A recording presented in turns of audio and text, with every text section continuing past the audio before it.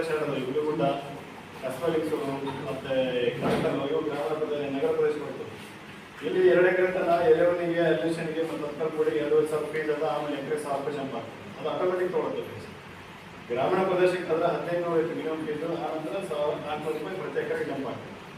ನೀವೇ ನನ್ನ ಚಾರ್ಜ್ ಕಟ್ತೀರಿ ಅಷ್ಟೇ ಫೀಸ್ ಅದನ್ನು. ಅದು ಬಿಟ್ಟು ಸರ್ವರ್ಗೆ ಕೊಡೋದು ಬೇಕಾಗಿಲ್ಲ, ಅಲ್ಲಿ ಆಪ್ಷನ್ ಕೊಡೋದು. ಇನ್ನೊಂದು ಸರ್ ಕೆಲವು ಸ್ವಲ್ಪ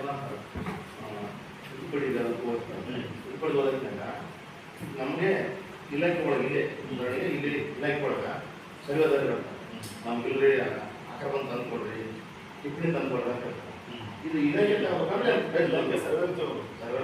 ಸರ್ವೆ ಡಿಪಾರ್ಟ್ಮೆಂಟಿಗೆ ಬಂತು ಸರ್ವೆ ವಿಎಗಳಿಗೆ ಏನಂತೆ ನಾವು ಕಾಣಿಸಿದ ಪಟ್ಟಿಗೆ ನಾವು ಆಕಾರ ಬಂದು ಕೊಟ್ಟಿರ್ತೀವಿ. ಅದಕ್ಕೆ ಹೆಚ್ಚಿನ ದಾಖಲೆ ಅದು ಅವರಿಗೆ ಕೆಲಸ ಮಾಡ್ತಾರೆ. ಅದು ನಮ್ಮ ಇಲ್ಲ ನಾವು ಗೌರ್ಮೆಂಟ್ ಕಡೆಯಿಂದ ಆಕಾರ ಬಂದು ಕೊಡ್ಬೇಕು ಸರ್. ಅವರು ಆಕಾರ ಬಂದು ಕೊಟ್ಟೆ ಕೊಡ್ತಾರೆ. ಅವ್ರಿಗೆ 1,00,000 ರೂಪಾಯಿ ಅಂತೇಳಿ ಡೈಲಿ ಎಷ್ಟು ಗೌರ್ಮೆಂಟ್ ಕೊಡ್ತಾರೆ ಅವಾಗ ಬರ್ಬೋದು. ಈಗ ಏನಾಗ್ಬಿಡತ್ತೆ ದುಡ್ಡು ವಸೂಲಿ ಮಾಡೋಕೆ ಏನೋ ಡಾಕ್ಯುಮೆಂಟ್ಸ್ ರೈತರನ್ನ ಕೇಳ್ಬಿಡ್ತಾರೆ. ನಮ್ಮನ್ನು ಡೀಟೇಲ್ ಅಂತ ಮಾತಾಡ್ತಾರೆ.